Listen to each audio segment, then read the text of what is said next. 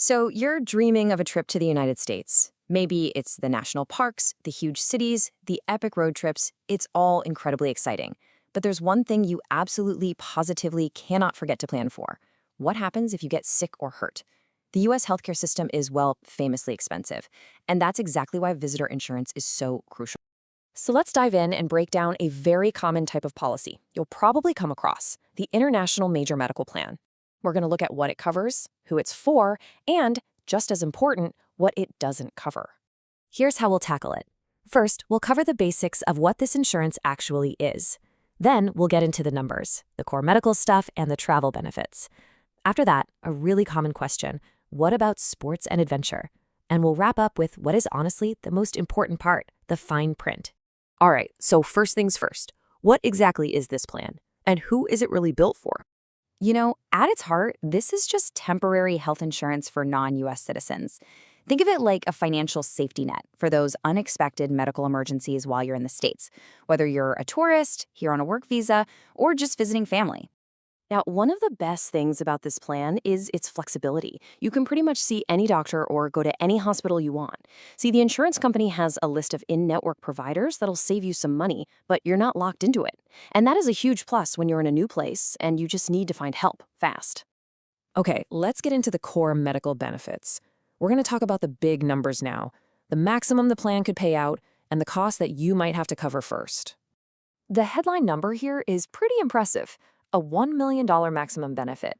And yeah, that sounds like a ton of money, but it's there for a reason. A single serious accident in the US can easily run into the hundreds of thousands. But, and this is a really big but, that number isn't the same for everyone. So yeah, that $1 million figure, it's not a guarantee for all ages. It drops, and it drops pretty fast as you get older. If you're under 70, you get that full potential coverage. But look at what happens for a traveler who's 75. The max drops all the way down to $250,000. It is so important to know exactly which age bracket you're in when you buy the policy. The other key number to know is your deductible. That's the amount of money you have to pay out of your own pocket before the insurance company starts paying. And just like the maximum benefit, your age changes your options. Younger folks can choose a really low deductible, like just $100. But for older travelers, the choices get smaller, and that minimum out-of-pocket cost is a lot higher. So after you've paid that deductible, what does the plan actually cover? Well, it's designed for the big stuff, major medical events.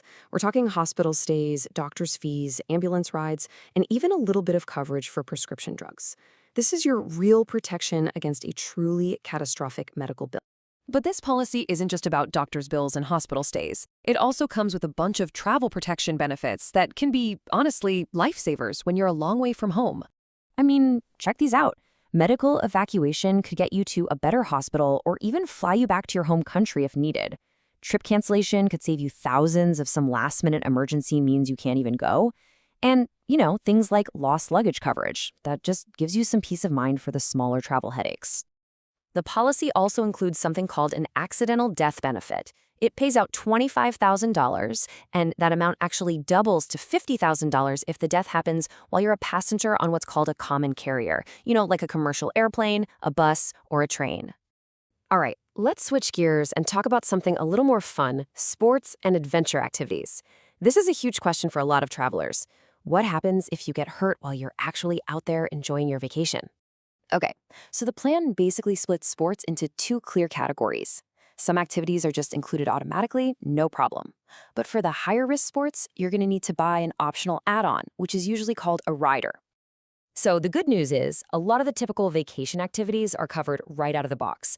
Things like casual hiking, snorkeling, playing a round of golf. You can enjoy all that stuff without worrying about it. It's included at no extra cost. But for all you adrenaline junkies out there, you gotta pay close attention. Activities like skiing, snowboarding, jet skiing, even skydiving, these are all considered hazardous sports. To be covered for any injuries from these, you absolutely must buy that optional hazardous sports rider.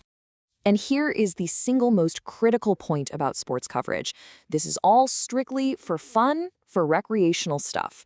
If you're in the US to compete in any organized way, whether it's a high school tournament or a professional league, this plan will not cover your sports-related injuries.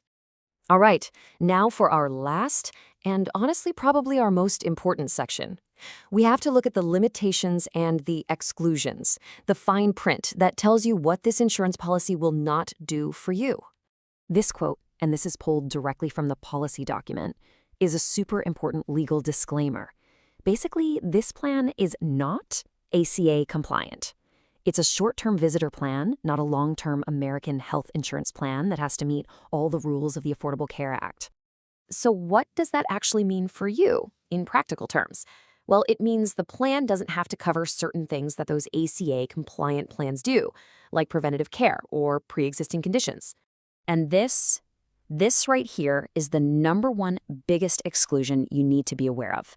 The plan does not cover pre-existing conditions. It's defined as pretty much any illness or injury you got treatment for in the 12 months before the policy started. This is for new, unexpected medical problems, not for managing something you already have.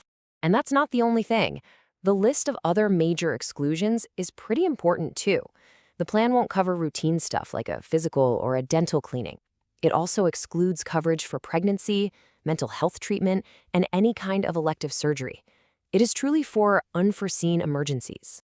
So what's the big takeaway here? Look, visitor medical insurance can be complicated, but it is an absolutely vital thing to have for anyone traveling to the U.S.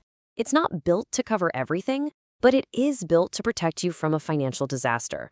The key is to read the policy, understand its limits, and know what you're buying. Your most powerful tool, always, is being an informed traveler.